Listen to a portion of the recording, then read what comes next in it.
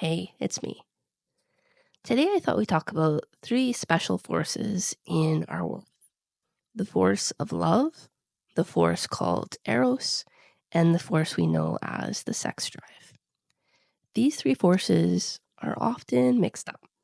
Most people don't realize that love, Eros, and sex are different things. We get so confused about this, so I thought it would be helpful to clear things up. Eros is one of the strongest forces in existence, and it has a huge impact. It's supposed to be like a bridge between the simple sex drive and real love. It rarely works that way.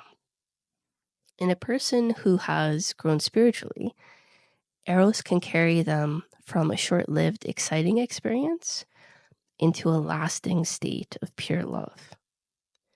On its own, though, Eros can only take you so far. Without true love, Eros eventually burns out. And that explains a common problem in marriage.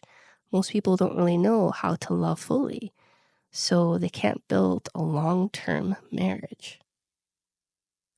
Eros can look a lot like love because it makes you do things you normally wouldn't.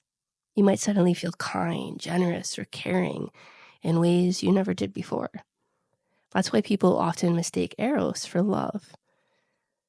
But Eros can also be mixed up with pure sex drive too, because both create that strong urge.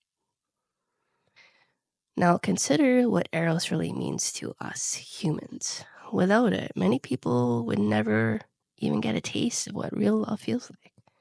They never know its beauty because their fear of love would stay stronger than their desire for it. Eros is the closest thing to love that, let's call it an unprepared soul, can feel. It lifts you out of just going through the motions of life. It makes your soul wake up and reach out. Even people who tend to be more selfish might feel like being unselfish, for example, and kind, while under the spell of Eros. That's why so many people confuse Eros with love. So how is Eros different from love?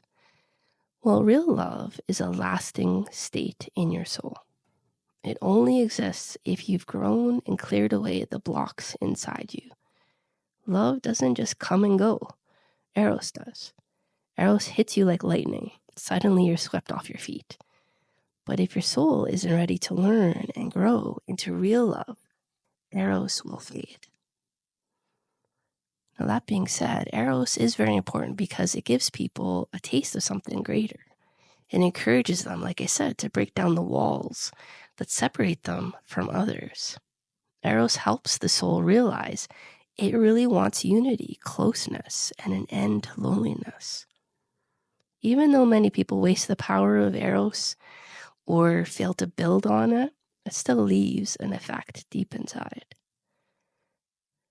Eros can strike people at certain times in their lives, even those who are scared of emotions or afraid of taking risks. And this could be good medicine for a fearful soul, even if sadness and loss may later follow due to other problems. On the other hand, some people get hooked on the thrill of Eros. They chase it from one person to the next, never using it to build something deeper, like real love.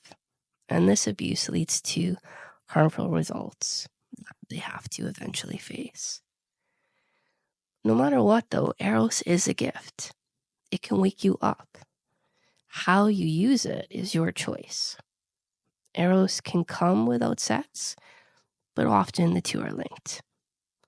Eros is meant to be a bridge between sex and love, though.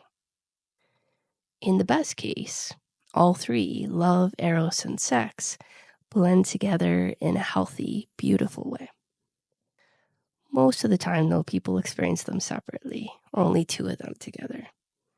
For example, in many long-term relationships, you might have love and sex, but Eros is gone. And without Eros, sex eventually suffers. That's another common problem in marriages. The spark disappears as habit and routine set in. People think marriage is hopeless, but it's not, even if reaching that ideal is hard. keep Eros alive, we need to use it to grow into a true partnership with deep love. Now, how can we do that? Well, consider what makes Eros exciting. It's the adventure of knowing another soul. As long as there's more to discover in your partner, and as long as you keep revealing yourself honestly, Eros will stay alive.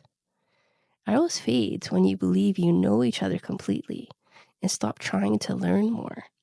There's no end to discovering another soul because souls are endless and always changing.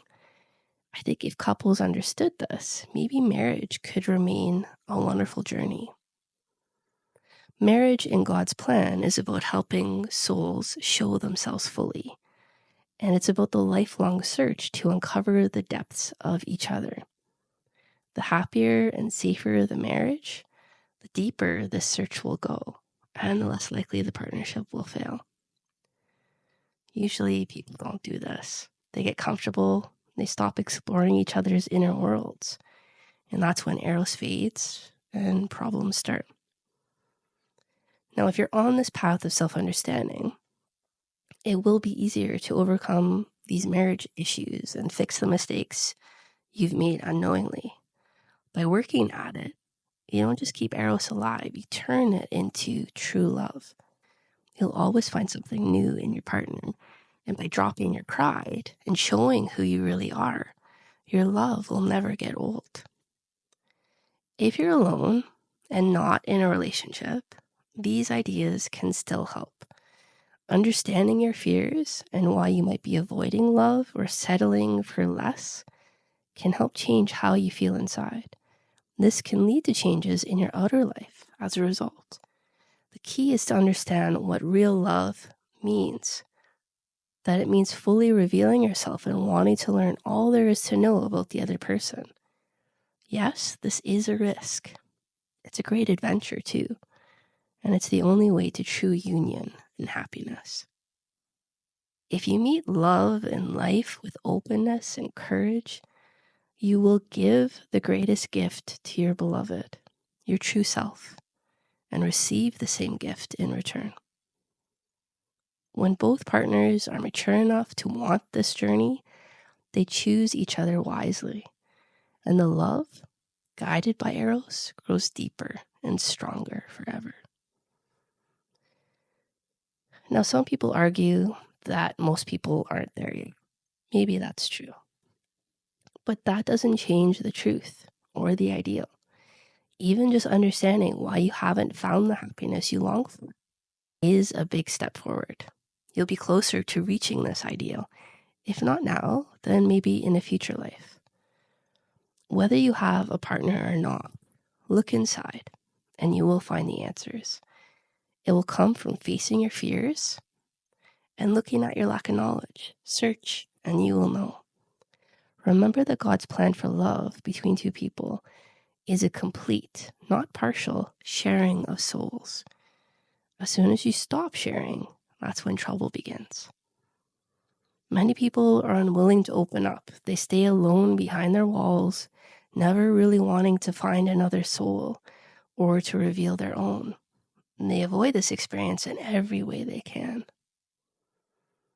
So I encourage you to realize how important Eros is. It helps even those who resist love. Now, when I say Eros, feel free to substitute with falling in love or what we call romance. Through Eros, you get a taste of what love could be. If you don't build on that taste to learn real love, you waste it. Eros fades and you lose the chance.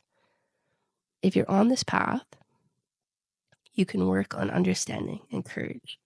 And you can use Eros as a bridge to real love. It all depends on your growth, your effort, humility, and willingness to show who you really are. Use Eros as a spark. Then add your own efforts to keep exploring and revealing yourself, and you will turn Eros into pure love. That's the essence of a strong and fulfilling partnership. Let me know what you think. I love you. Connect soon.